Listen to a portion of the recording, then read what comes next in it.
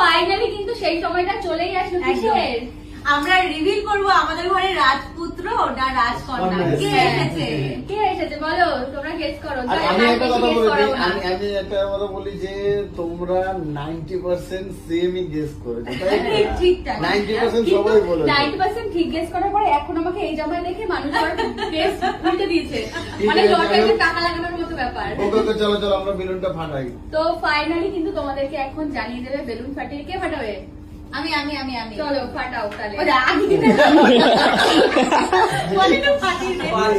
তোমরা যে বেলুনটা ফাটাবে সেটা কি আসলে সেটা তো বলি না, যেটা আমাদের কাছে থাকবে সবাই জানে কাকে আমরা নিয়ে যাবো? পিঙ্ক অবভিয়াসলি মেয়েদের মানে ইউনিভার্সাল কালার এরকম একটা বলতে পারো।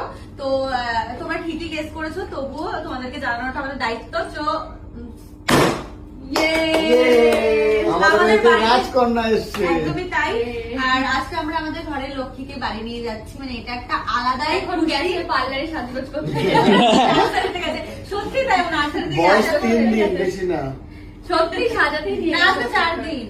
আজকে 4 দিন। হ্যাঁ। আজকে তো চলো, মানে এই সময়টার জন্য আমরা অপেক্ষা করেছিলাম কদিন, যে কবে বাড়ি যাবে কবে বাড়ি যাবে। তো আজকে ফাইনালি সেই দিনটা। তো চলো এবার যাওয়া যাবে। চলো।